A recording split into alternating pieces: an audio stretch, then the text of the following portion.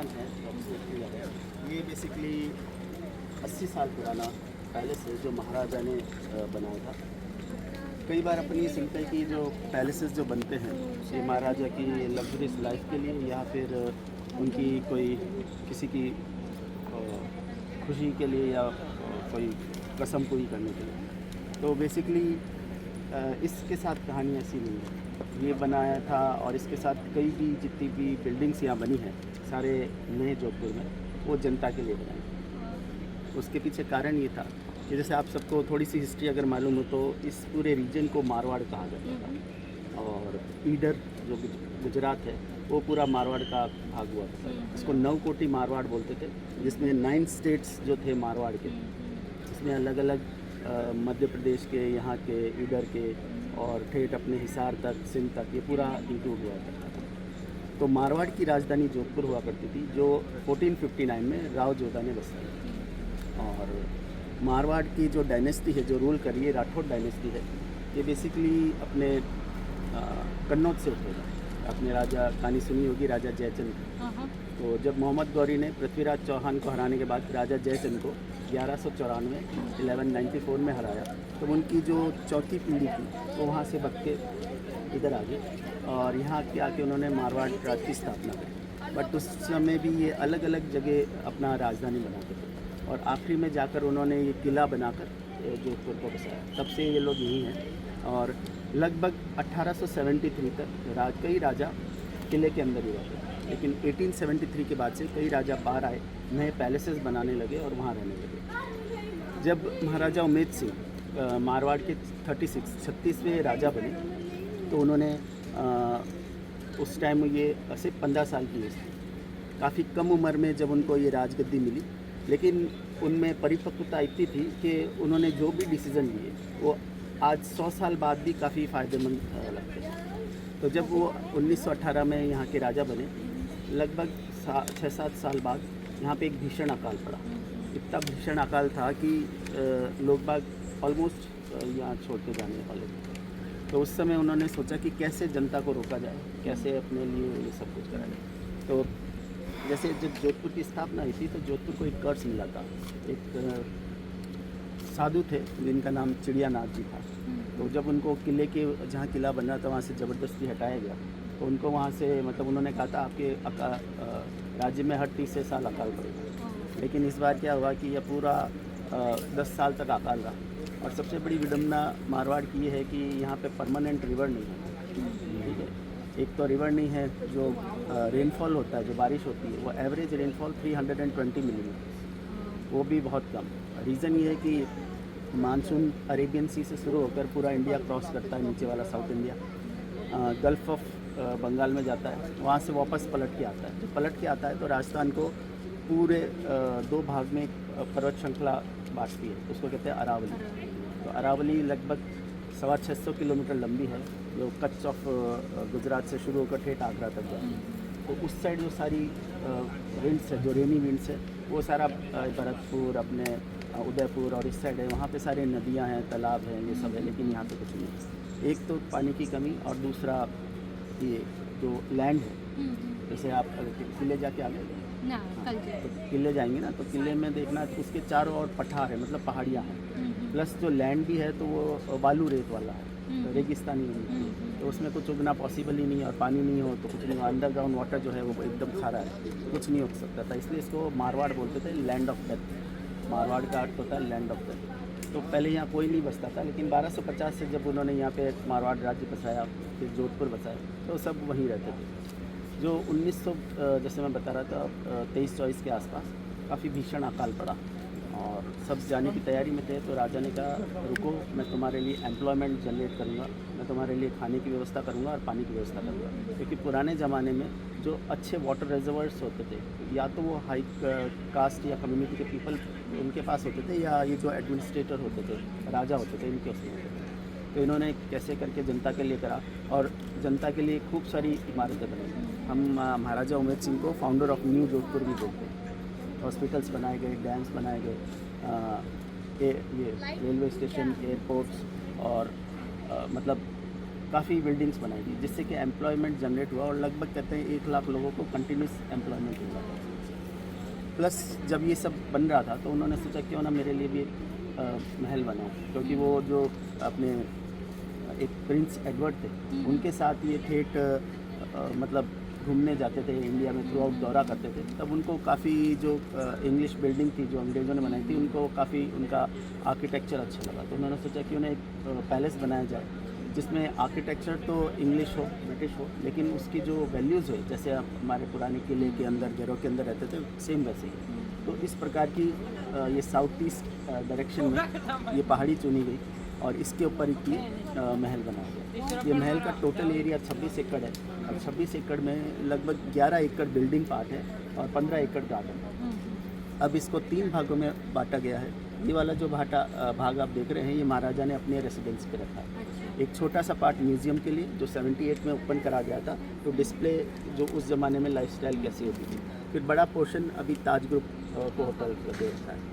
और ये इसको बनने में लगभग 15 साल लगे, 1929 टू 1944 में जाके कंप्लीट हुआ। तब से महाराजा यहीं रह रहे हैं और इनको पैलेस को होटल बनाने के पीछे जो रीज़न है कि जब राजस्थान इंडिया आज़ाद हुआ था तो आज़ादी के 3 साल बाद यानी 1950 में 22 रियासतों को मिला के राजस्थान बनाया गया। और जब राजस्थान बना 1950 से लेकर 1971 तक इनको गवर्नमेंट से पैसा मिलता था, प्रीवी पर्सेस। लेकिन फिर वो इंदिरा गांधी ने बंद कर दिया था। तो महाराजा के पास सिर्फ ये महल या जोधपुर का किला नहीं है, 2-3 किले और देसूरी करके एक जगह वहाँ पे भी एक किला है, नागौर का किला इनका है और एक माउंट आबू में भी एक छोटी प्रॉपर्टी है। तो इतनी बड़ी प्रॉपर्टी इनको मेंटेन करना बहुत भारी था, तो कैसे मेंटेन किया जाए। तो इन्होंने जो फोर्ट है उसको म्यूज़ियम में कन्वर्ट करा और पैलेस को अपने होटल बनाया। इस प्रकार से यहाँ पे ये टूरिज़्म स्टार्ट हुआ। और अपने जैसे कहते हैं कि जो राजा लोग हैं तो बेसिकली खुद के लिए करते हैं, ये खुद के लिए नहीं, इन्होंने बहुत कुछ जनता के लिए करा। तो अपन अंदर चल के देखते हैं कैसी लाइफस्टाइल थी, क्या थी, जो म्यूज़ियम में देखेंगे जो उनमें एज ए म्यूज़ियम कन्वर्ट किए गए हैं।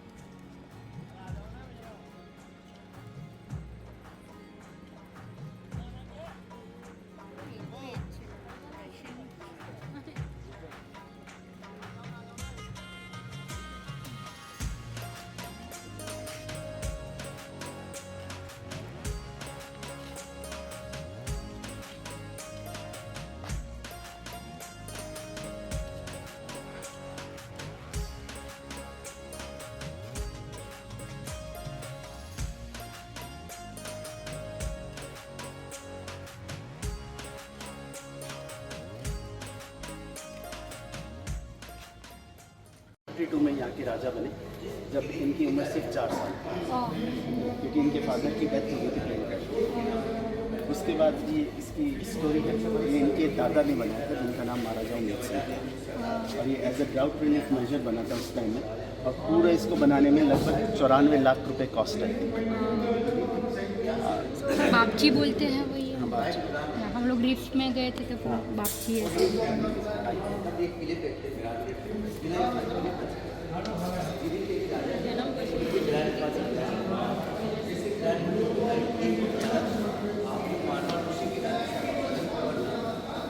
महाराजा Umaid Singh, he was born in like 1903 में इनका जन्म हुआ था 8 जुलाई को और 15 साल की एज में ये महाराजा बने थे। ये देखिए मीटिंग के टाइम पे, क्योंकि मारवाड़ जो कहते हैं, मारवाड़ इंडिया का तीसरा सबसे बड़ा किंगडम था। पहले जम्मू एंड कश्मीर, फिर उसके बाद हैदराबाद, फिर उसके बाद मारवाड़। तो मारवाड़ की जो स्ट्रेटजिक पोजीशन थी वो काफ़ी इंपॉर्टेंट थी और ये था कि भाई ये पाकिस्तान में ले जाए हिंदुस्तान। तो इस टाइम की मीटिंग है मंडोर गार्डन में, जब मीटिंग हो रही है इंदिरा गांधी नेहरू यहाँ आए हुए थे महाराजा से बात करें। ये महाराजा उमेद सिंह है, ये उनके छोटे भाई हैं महाराजा अजीत सिंह, जिनका ये अजीत भवन यहाँ पर है। ये लास्ट जब इंडिया रिपब्लिक ऑफ इंडिया में मर्ज हुए तभी इनके पूरे अलग अलग जगह के सरदार हैं। एक वॉइस रॉय के साथ गार्ड ऑफ ऑनर लेते हैं।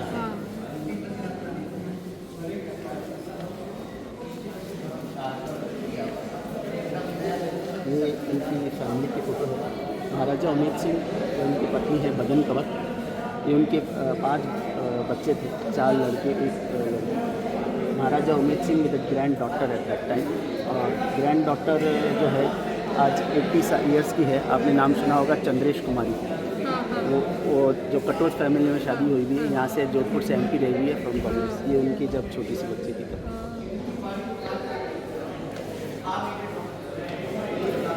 जैसा कि मैं बता रहा था, कई बिल्डिंग्स और अदर प्रोजेक्ट पे भी काम करा। तो ये 2 हॉस्पिटल बनाए थे जनता के, इसको उम्मीद हॉस्पिटल बोलते हैं और ये महात्मा गांधी हॉस्पिटल है। बाद में इसका नाम चेंज करते गया, पहले कुछ और नाम था। अच्छा। तो ये है for women and child work के लिए, ये अदर इन्वेस्टर्स के लिए। ये जवाई बांध बनाया था। पहले हमको पानी जवाई बांध से मिलता था। जवाई बांध यहाँ से 200 किलोमीटर दूर है। आजकल लेपर्ड सफारी के लिए बहुत फेमस है। और अब जो है जोधपुर का जो सोर्स ऑफ वाटर है, ये बेसिकली इंदिरा गांधी लिफ्ट कनाल आपने सुना होगा, ठीक है ना। ये ठेठ 600 किलोमीटर डिस्टेंस में आती है और पंजाब में जो रवि और व्यास नदी बहती है उसका पानी लेके आती है एक्सेस वाटर। ये मेडिकल फैसिलिटीज़ सब जगह प्रोवाइड करते हैं गाँव में। रिमोट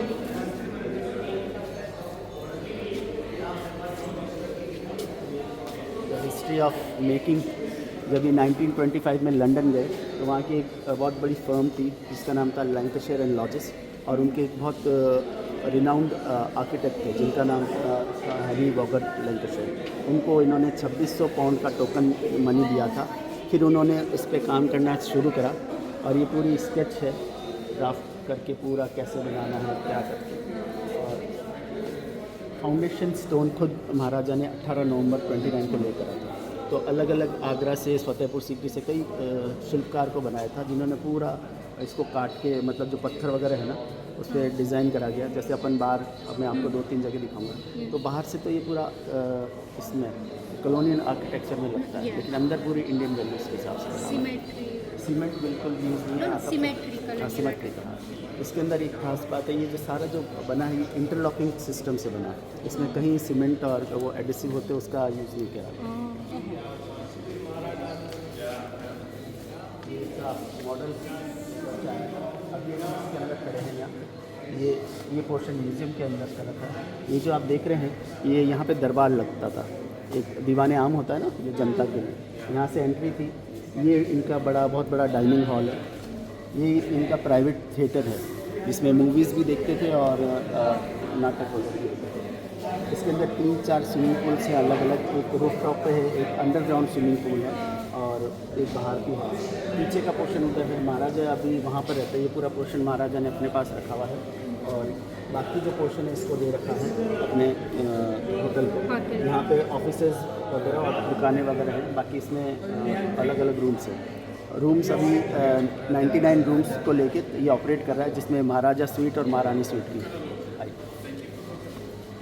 महारानी स्वीट का जो किराया है लगभग 2 लाख रुपये है। अब आप भी यहाँ हैं। ये टीम है हेनरी वॉगर लैंकाशायर जिन्होंने सब डिज़ाइन वाला पार्ट में भी यहाँ ये देखिए, जब इसको बना रहे थे 2.5 मिलियन क्विंटल ऑफ आइस लगा था। आइस ठंडा रखने के लिए। नहीं, ये जो बड़े बड़े स्टोन्स आप देख रहे हैं ना, इनको उस टाइम इतनी डेवलप मशीन्स नहीं थी, तो एक जगह से दूसरी जगह ले जाके उसको सही रखने में दिक्कत होती थी। वो क्या करते थे, बर्फ़ के ऊपर रखते थे और घसीटते हुए ले जाते थे। फिर ले जाके उसको छोड़ देते थे, फिर वो धीरे धीरे पिघलता, फिर उसको जॉइंट कर देते थे। फिर जो जॉइंट में दरारें बचती उसको ये मार्बल के चूल्हे से पूरा भरते इस हिसाब से। और इसको बनाए इस हिसाब से कि इसके अंदर टेम्परेचर हमेशा 30 डिग्री पे मेंटेन रहता है, चाहे बाहर कितनी भी गर्मी हो कितनी भी सर्दी हो। ये लॉबी है। ये पीछे का गार्डन जो मैं आपको बता रहा था, ये वाइट स्ट्रक्चर है, इसको बारादरी बोलते हैं। ये जितने भी राजपूत महल हैं उनके अंदर बारादरी एक प्रमुख फीचर होता था कि इसलिए बनाया जाता था कि जितनी भी रानियाँ हैं या जो भी लेडीज़ हैं यहाँ बैठ के अपना टाइम पास कर सके, बातें कर सकें। ये सेंट्रल लॉबी है इसकी। ये मेन भवन का पूरा आर्किटेक्चर है। जो ऊपर वाला जो आप देख रहे हैं कुतला बोलते हैं, गुम्बद जो है, ये कहते हैं ये लंदन में सेंट पॉल्स कैथेड्रल है, इसकी रेप्लिका है। ये आर्किटेक्चर के बारे में उसी हिसाब से कैसे यहाँ पर बनता है। ये अंदर की स्केच, पहले स्केच बनते थे, फिर ये उस टाइम का महारानी का बाथरूम है जिसमें बाथटब था विद जकूजी, सब कुछ फिट, काफ़ी बड़ा है। ये फर्स्ट फ्लोर जिसपे क्रिस्टल है, क्रिस्टल का फाउंटेन है, ट्रॉफीज़ है टाइगर की। ये महाराज का नेक्स्ट की लाइफ स्टोरी है। आज को पैदा हुए, इतने सारे काम उन्होंने अपने छोटे से लाइफ स्पैन में करे और unfortunately at the age of 44 उनकी डेथ हो गई। और डेथ का कारण भी तो ये है कि अपेंडिसाइटिस बर्स्ट हो गया। आप अंदर से देखिए, अंदर स्विमिंग पूल है, अंडरग्राउंड जो मैं बता रहा था ना, पूरा ऐसा लगता है जैसे समुद्र के अंदर। आप एक वीडियो चल रहा है अंडरग्राउंड अंदर से कैसे आप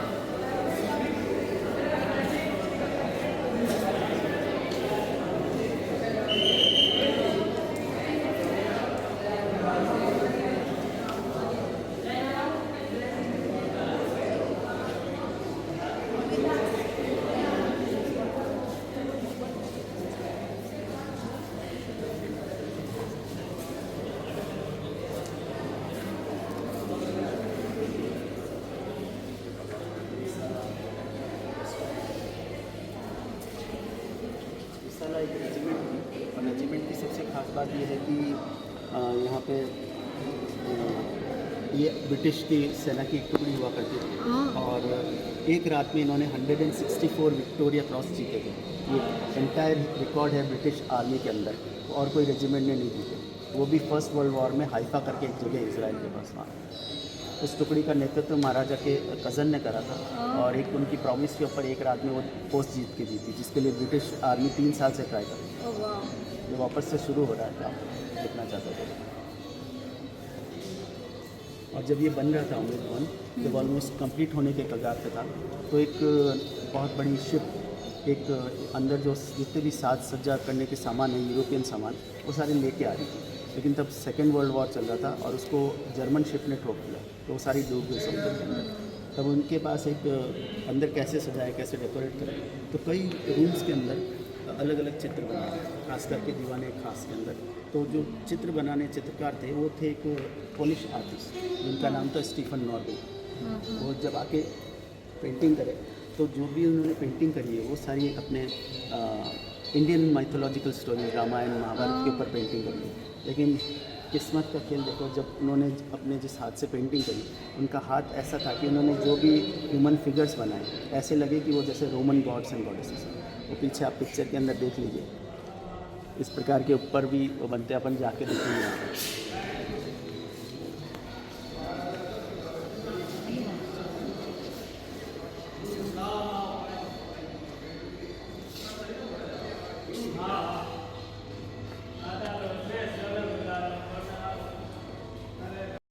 शादी का सीन है, रॉयल वेडिंग का सीन है, तो इसमें अपन देख सकते हैं जो रॉयल पीपल है उनकी वेशभूषा कैसी है, कपड़े जो भी पेंटिंग के अंदर ऐसे लग रहे हैं कि बड़ी लेविश कपड़े, सिल्क के जरी वो ब्रोकेड वाला काम है। बट जो विलेजर्स लाइफ है उनके कपड़े देख सकते हैं, तो पूरा वो भी इस पेंटिंग के अंदर भी दर्शाता है कि एक लेडीज़ पानी के लिए देखो दिक्कत हुई है। ये पीछे जो आप देख रहे हैं यहाँ पर ये बैटल सीन है, इमेजिनरी बैटल है, इसके अंदर कोई ये किसी की पेंटिंग नहीं बताई है, लेकिन ये पेंटिंग जो है दर्शाती है मुग़ल आर्मी से लड़ते हुए राजपूती फोर्सेस।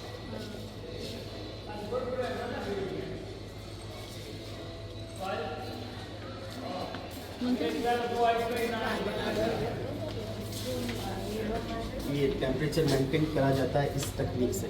ये बेसिकली आपने जैसे दिल्ली गए होंगे तो पुराना पार्लियामेंट देखा होगा, और अभी जो सेक्रेटरीट बिल्डिंग है नॉर्थ ब्लॉक और साउथ ब्लॉक, तो उनके अंदर कॉलम्स ये फीचर है, सारे ऐसे कॉलम्स बना दिए जाता है। तो इससे क्या होता है, सनलाइट डायरेक्ट नहीं आती, तो सनलाइट आती ना दूसरी, तो इससे ये प्रिवेंट करता है उसमें।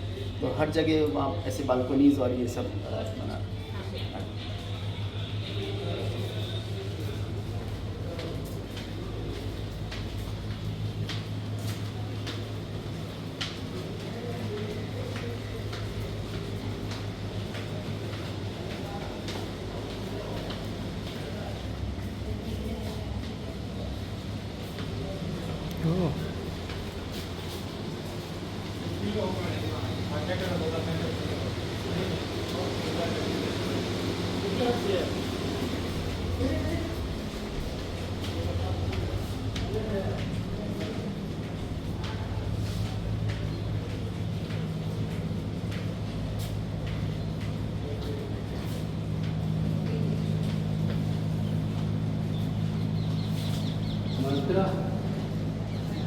सारी ट्रॉफीज़ हैं। बेसिकली उस टाइम हंटिंग करी थी, लेपर्ड्स है, एलिगेटर्स है। पिक्चर में महाराजा का द्वारा शिकार किया गया एक टाइगर भी है। तो ये जो आप छोटा बच्चा देख रहे हैं, ये महाराजा गत सिंह है उस टाइम। ये पूरा इनका घर हुआ करता था और इस तरह से खेलते रहते थे। उसकी फ़ोटो उस टाइम की फ़ोटो है।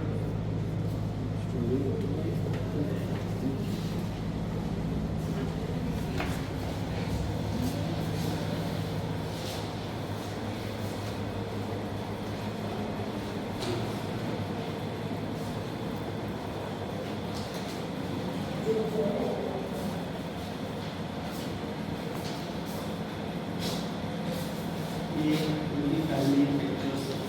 ये महाराजा जो प्रेजेंट महाराजा है गत सिंह, उनके फादर महाराजा हनुमान सिंह, उनकी वाइफ कृष्ण कुमारी जी, और ये उनके 3 बच्चे थे। आपने एक मूवी सुनी होगी जुबैदा, ये इनकी रियल लाइफ स्टोरी है, जो मनोज वाजपेयी ने जो करा था।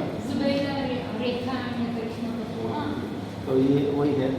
लास्ट जब वो जुबैदा के साथ जाते हैं, फ्लाइट में क्रैश हो जाता है और इनकी भी डेथ हो जाती है। तो ये 1952 में इनकी डेथ हुई थी। तब महाराजा सिर्फ 4 साल के थे, तब उनको ऐसे किंग ऑफ जयपुर करा गया। ये दोनों राजकुमारियाँ जब बड़ी थी, महाराजा लंदन गए और वहाँ जाकर उन्होंने ऑक्सफोर्ड यूनिवर्सिटी में पढ़ाई की, ये फाइनेंस में। ये वाला जो आप तस्वीर देख रहे हैं, जब इनके राजा बनने के 50 साल पूरे हो गए थे, उसके गोल्डन जुबली की फ़ोटो है। ये इनके खुद का परिवार है। महाराजा की शादी लगभग 72-73 के आसपास हुई थी, 1972-73 में, और ये 82 के आसपास की है। 7-8 साल की बच्ची है, या 81 के आसपास की 8 साल की बच्ची है, और 5 साल के राजकुमार है। ये इनकी वाइफ हेमलता राजे, जो वसुंधरा राजे के रिलेशन में लगती है। राजमाता कृष्ण कुमारी जी, फिर ये सब बड़े हो गए थे इस प्रकार से। हमारे युवराज शिवराज पोलो खेलते थे, काफ़ी अच्छे पोलो प्लेयर थे, लेकिन लगभग उनके 2004 और उसके बाद पोलो खेलते हुए गिर गए, जिससे काफ़ी डैमेज हुआ और अभी पैरालाइज थे। अब जाके थोड़ा बहुत सही हुआ है। ये हमारे राजा गत सिंह जी MP भी रहे हैं राज्यसभा में, तो इनके अलग अलग जगह पोस्टिंग है। तो ये त्रिनिदाद एंड टोबैगो के जो कमिश्नर है, उनसे मुलाकात करते हैं। महाराजा की वजह से सारा टूरिज़्म स्टार्ट हुआ। तो जब भी कई फेस्टिवल होते हैं, जैसे काइट फ्लाइंग फेस्टिवल है या होली है, तो खुद पार्टिसिपेट करते हैं। चूँकि ये खुद को राम का वंशज मानते हैं, तो दशहरे के दिन इस प्रकार की अस्त्र पूजा के लिए खेले जाते हैं। ये अभी भी सोशल वेलफेयर के लिए खूब काम करते हैं विलेजेस में। ये प्लेस आज के अच्छे फ्रेंड हैं। ये वाली जो ऊपर वाली फोटो देख रहे हैं, ये यहाँ की पोलो यूनिफॉर्म है, जो कोई एक पोलो टीम वो होती है। और यहाँ पर दिसंबर में पूरे पोलो टूर्नामेंट्स होते हैं। 1 दिसंबर से शुरू होंगे, तो लगभग 31 दिसंबर तक चलेंगे। महाराजा का खुद का पोलो ग्राउंड है यहाँ पर पास। ये मारवाड़ी हॉर्स यहाँ की बहुत फेमस नस्ल है। अभी जब आहार बढ़ता है तो उनकी तरफ से जितनी कोशिश हो सकती है उसमें मदद करते हैं। ये सारी स्टोरी बनाई गई लड़कों के लिए राजमाता कृष्ण कुमारी जी, दोनों फर्स्ट एजुकेशन काफ़ी लंबे समय से। अब उस टाइम कार तो नहीं होती थी, लेकिन जो बग्गियाँ चलती थी उस पर ऐसे लगा के चल रहा है। ये अलग प्रकार के ग्लासेस हैं, to have different types of drinks. 1936 में जो इनके पास ऑप्शन अवेलेबल होता था, वो आज की 5 स्टार होटल में मिलती थी। ये at the time of coronation ceremony, जब राज तिलक का प्रोग्राम हो रहा था, उसमें जो भी सामान यूज होता था, कुछ इस प्रकार का प्लेट देख रहे हैं, तो काफ़ी फेमस परचेज किया हुआ था। जो भी ब्रिटिश मुगल फैमिलीज होती थी, इस प्रकार की प्लेटें बनाई जाती थी खिड़की, और प्लेटों के ऊपर उनका एम्बलम होता था। ये सारा जो मैन्युफैक्चर होता था यूरोपियन कंट्रीज़ में होता था। तो उन्हीं ने उस चीज़ को इन्होंने भी कॉपी करते हुए सारे इस प्रकार की अपनी खुद की प्लेटें, तो जितने भी कॉफ़ी के आइटम हैं, चाहे वो जग है, बाउल है, डिशेस हैं, ये सब उसके ऊपर ये पूरा गोल्ड कोटेड है सारा, ये पूरा इनका एम्बलम के उसमें बनाया। पीछे आप ये देखें मेन्यू था, beer, cigar, liquor, port wine water, even mineral water भी अवेलेबल था उनके पास, वो जो फॉरेन से आता था। ये सारे इन ड्रिंक्स के लिए सारे वैरायटी ऑफ ग्लासेस हैं। बट खास बात ये सब पे गोल्ड वर्क है और ये सारी लोकल मार्केट से है। मैं जिंजर एल से हाँ शेप्स में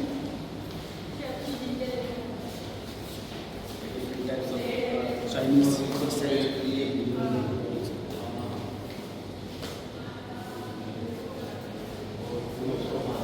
ये यहाँ की फर्स्ट डाइनिंग टेबल है।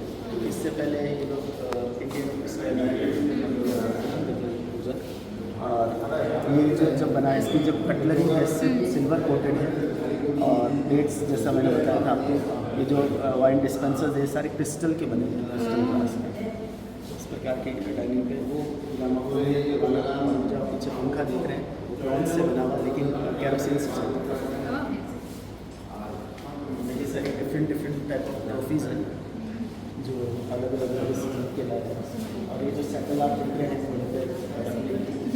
ये महाराजा हरमन सिंह की शादी में इस्तेमाल किया गया था। और इसमें ये सारा ब्रोकेट का काम है। जोधपुर जो फेमस था वो हैंडलूम का है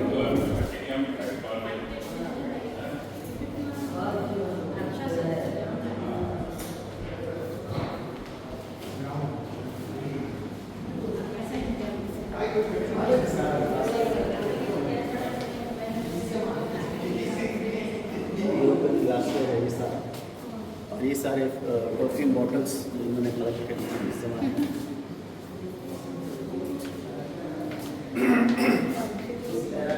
फर्नीचर है।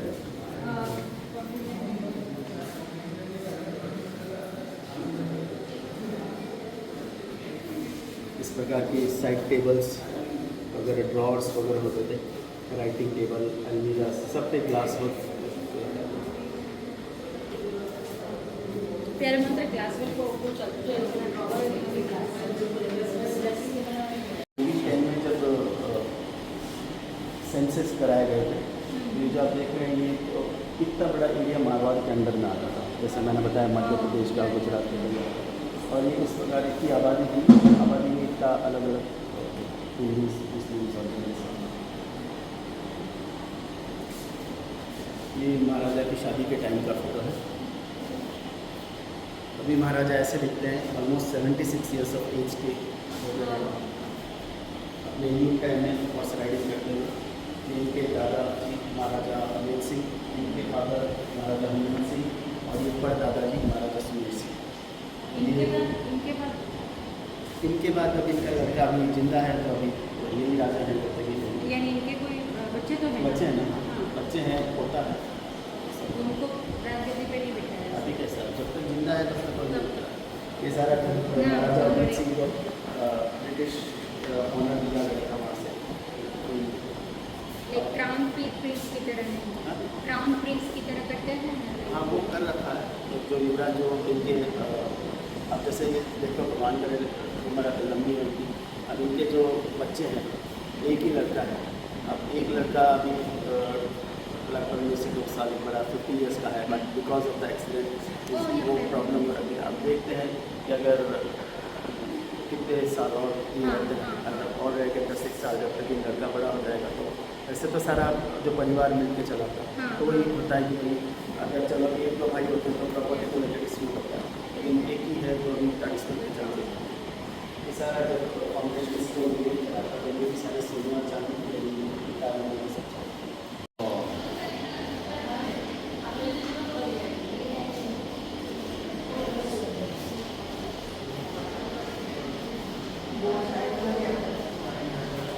खास के रूप में इस्तेमाल किए गए। और ये पेंटिंग जो आप देख रहे हैं उसी में उसी टाइम स्टीफन नॉर्वेल द्वारा बनाई गई पेंटिंग है। ये पेंटिंग में कृष्ण और अर्जुन है, ये महाभारत का सीन है। राइट साइड जो पेंटिंग है ये राम जो स्वयंवर था, सीता का स्वयंवर, उसकी पेंटिंग। पीछे सीता अपने धरती में जब समारी थी। ये अशोक वाटिका का सीन है। सामने इंद्रजीत और लक्ष्मण जी और इसका रावण का। ये अधिकतर रामायण से इंस्पिरेट है, एक्सेप्ट ये पेंटिंग।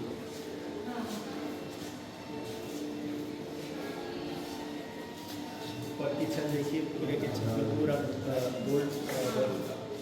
धीरे धीरे इसकी बीच में काफ़ी टाइम नहीं बंद पड़ा था क्योंकि इसकी सारी पत्तियाँ रह गई थी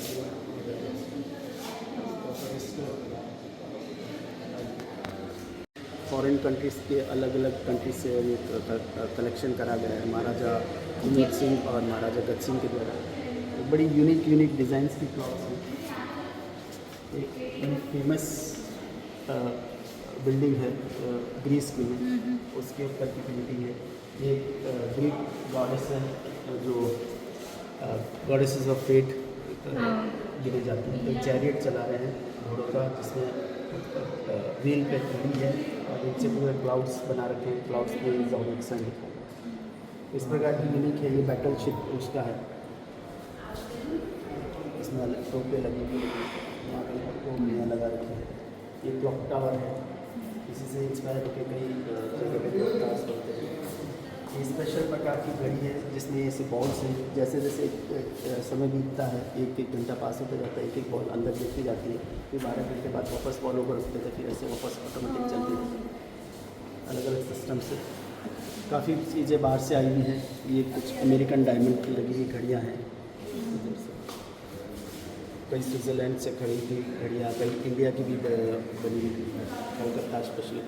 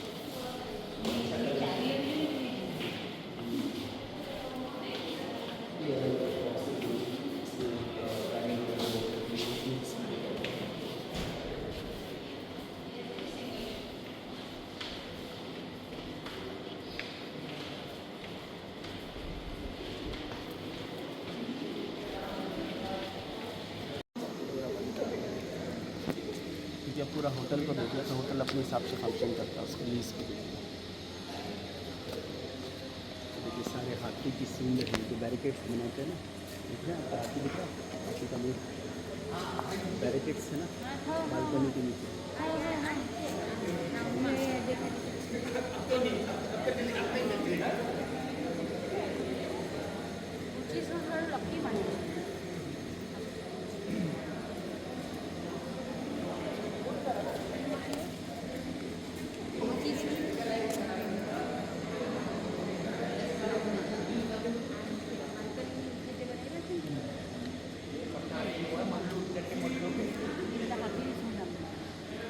मॉडल यहाँ पे ये जो पिलर्स देखें, इसको पिलर्स रेस्टोरेंट कहते हैं और यहाँ पे कई फंक्शंस वगैरह होते हैं। इसके आगे वो पूरी बारादरी जो बता रहा था मैं, यहीं पर शादी हुई थी। ये महाराजा का खुद का प्राइवेट फ्लाइंग क्लब था जिसमें उनकी खुद की प्लेन्स हुआ करती थी। पहली जो प्लेन खरीदी थी ये मॉडल की थी। और जोधपुर जो था इंटरनेशनल एयरपोर्ट हुआ करता था। आज़ादी से पहले जितने भी फ्लाइट जो लंदन से आते थे वो जोधपुर रुककर फिर मुंबई या फिर दिल्ली जाते थे। इस प्रकार से फ्यूल भरा जाता था उसके अंदर, लकड़ी का लेजर लगा के ऊपर चढ़ के डब्बों से एक एक करके फ्यूल भरते थे। ये मॉडल्स हैं अलग अलग ज़माने की जो फ्लाइट्स हैं। सबसे अभी भी एयरलाइंस ऑपरेट कर रही है, इसको KLM बोलते हैं। KLM का फुल फॉर्म है ये कोनिकल लेथवर्थ मैक्सर। ये महाराजा जब 1925 में गए थे तो इंपीरियल एयरवेज लंदन इससे लंदन गए थे। महाराजा खुद फ्लाइट उड़ाते थे और एयर वाइस उसमें एयर मार्शल थे इसमें ब्रिटिश। ये महाराजा पायलट की यूनिफॉर्म में।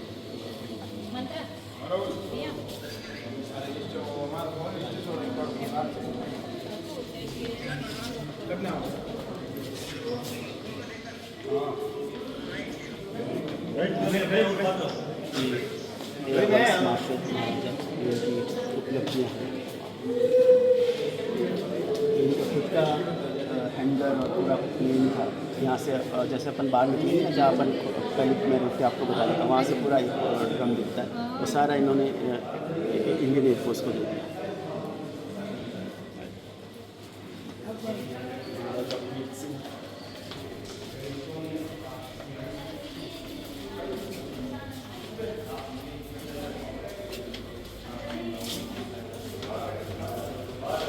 इनकी जो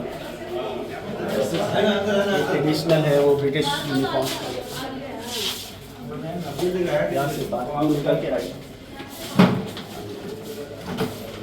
ये 15 साल की एज में जब राजा बने थे, महाराजा उमेर सिंह।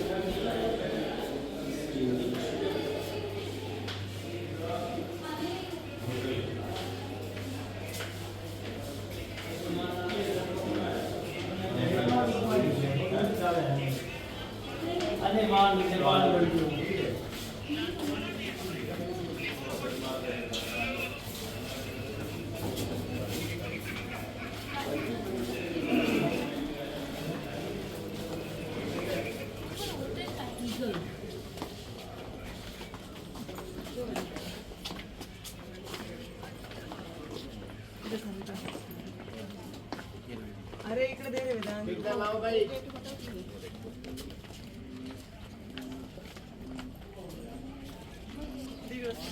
पत्थर है जिसको चित्तर का पत्थर भी बोलते हैं, जो माइंस है यहाँ से 30 किलोमीटर दूर सिद्धेश्वर की, वहाँ से निकलता है। इसको रेड मार्बल भी बोलते हैं। इसको जब आप अच्छी तरह से घसते हैं तो इतना स्मूथ हो जाता है, ऐसा लगता है जैसे मार्बल हो, बट जबकि है सैंडस्टोन। अब जो भी नई बिल्डिंग्स जो बन रही है वो सभी इसी डिज़ाइन में बनी है, इसी पत्थर का यूज़ होता है। ये यहाँ है कि यही रहता है, यही रहता है अंदर। आपने तो देखा होगा वो ना।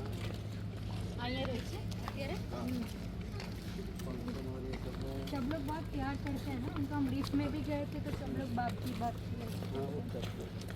और ये बेसिकली ऐसे वो वाला वैसा राजा नहीं है, नॉर्मल पर्सन जैसे रहता है। हाँ, हाँ। मैं कई साल 20 साल पहले जेटरवेज में काम करता था सिक्योरिटी में, तो जब ये खुद आते थे तो खुद आके खड़े हो जाते थे, कौन आपको कैसे करेगा, चेक भी वो प्राउड नेचर नहीं है। जैसे युवराज जी कभी आते तो कभी यहाँ के जैसे का छोटा एयरपोर्ट था, तो बसेस वगैरह यूज़ होती नहीं थी, तो युवराज भी आ रहे तो खुद का बैग ऐसे उठा के चल के आ रहे हैं, तो कभी लेने जाओ तो जाने।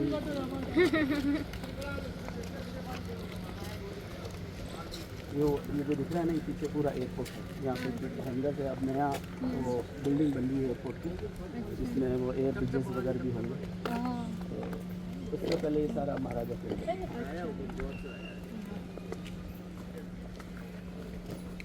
हम लोग 20 साल पहले जोधपुर एयरपोर्ट से फ्लाइट कैंसिल हुआ, रात को इनका अमेरिका का फ्लाइट सब कुछ कैंसिल हुआ।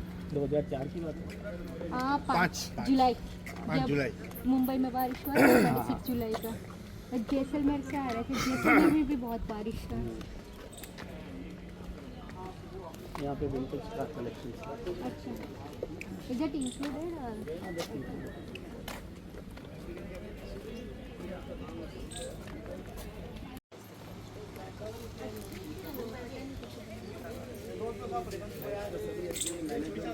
सही है। अच्छी खासी इसके साल से चलती भी एकदम पता नहीं। विंटेज कार कलेक्शन है रोल्स रॉयस की। सफेद निकालते हैं। हाँ, चलती है रनिंग कंडीशन में। हाँ, कभी परेड ऐसे। ये परेड ऐसे नहीं, अगर कोई गेस्ट वगैरह आता है या किसी कोई बुक करता है तो उनके लिए यहाँ से एयरपोर्ट लेने वगैरह जाती है। Oh wow. ये युवराज की शादी में यूज़ किया गया था तब। अलग अलग टाइप की मिक्स की है, ऑलमोस्ट 20th सेंचुरी की सारी कारें प्रायर टू इंडियन इंडिपेंडेंस। अलग अलग सीटिंग कैपेसिटी और हॉर्स पावर्स, डिफरेंट सिलेंडर, पैककार्ड बोलते हैं इसको। तो ये कैडिलैक कार रखी सारी।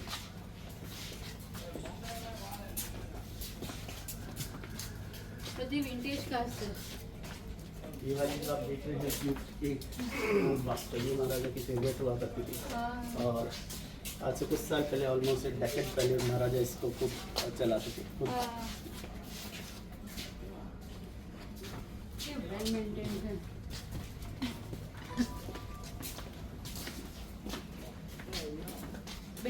ये मर्सिडीज बेंज, मॉरिस माइनर छोटी सी।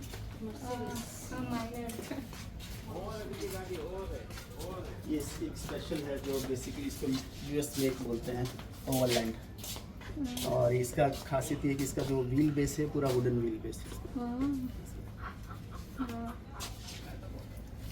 ये अपने इंडियन कंपनी की पहली गाड़ी, हिंदुस्तान नाम से।